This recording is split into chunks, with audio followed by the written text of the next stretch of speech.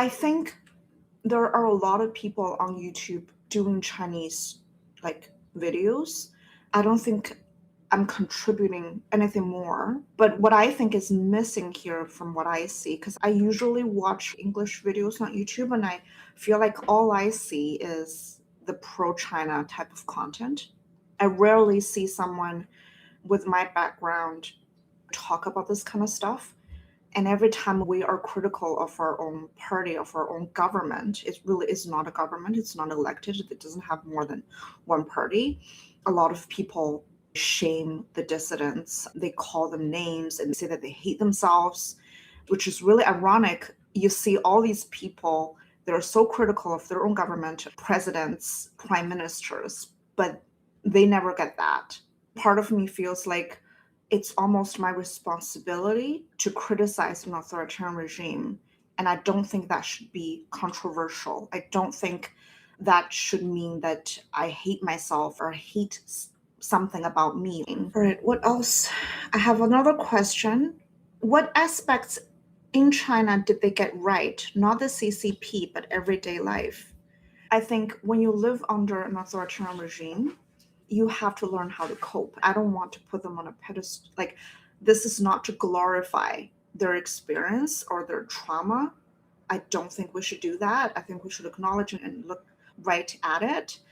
But they learn to make the most out of it. A lot of them don't have the choice to leave, but they try to make the best out of it. And I think that really taught me what resilience is. I try to apply that in my daily life as well. That said, I do think they deserve a lot better. They should not be forced to kind of choose to live like that. I also got a lot of questions about what do I think about China's future? Will we ever become a democracy? I hope we will. I don't think I will see that in my lifetime. I would love to be proven wrong. I do think the Chinese Communist Party, we might be able to see the end of the party, but for us to transform to a full on democracy, I think that takes a lot of luck, a lot of effort. I think we need help from the international community. If we allow that, that would be great. But I'm worried that if the end of CCP means another CCP, in our little dissident community, we look at CCP as a dynasty, not necessarily even a regime. The lesson that we as a people collectively learned seems to be that we want a better dynasty rather than a democracy. I hope that we would be able to learn a different lesson this time when we see the end of the Chinese Communist Party. And that requires a lot of self-reflection. That requires a lot of help from the international community. That requires us winning this misinformation war that was waged on us by the Chinese Communist Party. That kind of summarizes what I think about the future of my home country. All right. One last question, guys.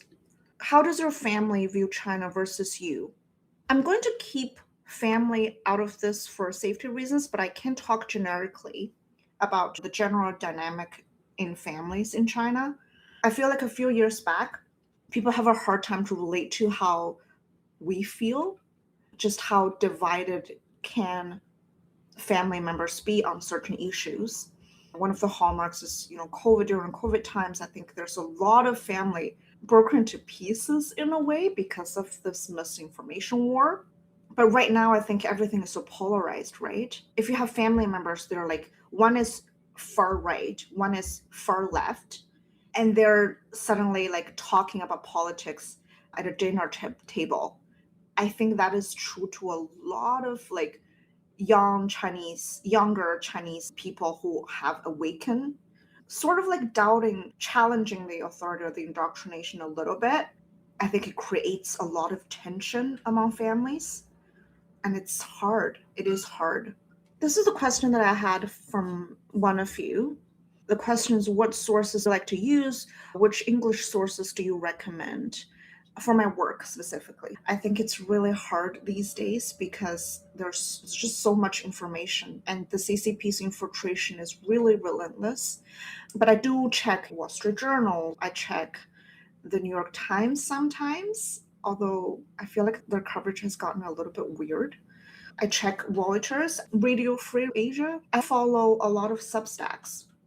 And this is one of the things I want to emphasize because I give more credit to people who've actually lived it, people who were born there, who were subject to the indoctrination. I think of them as the survivors of an abuser, and nobody knows more than the survivors because they can predict so well because they've been under the regime for so long.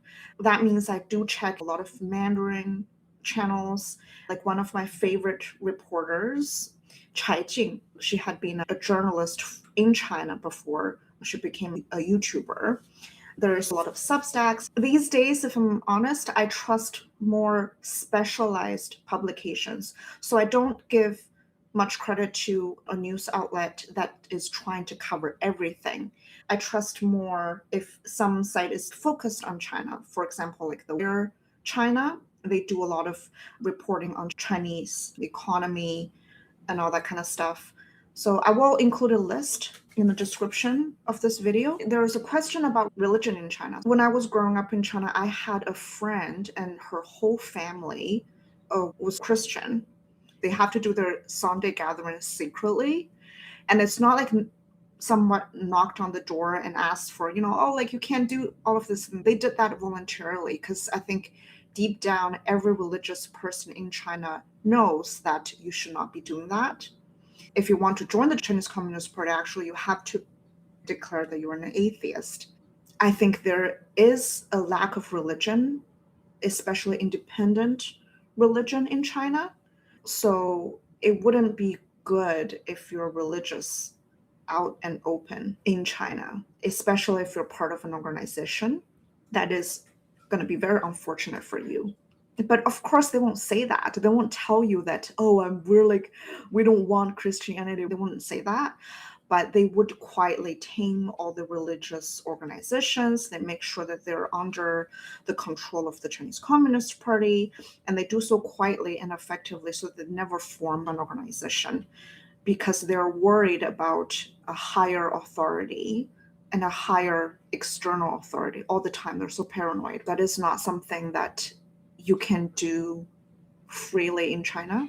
Oh, I want to add, it's not that the Chinese people are against you if you're religious. Most people don't really care. It's just the government.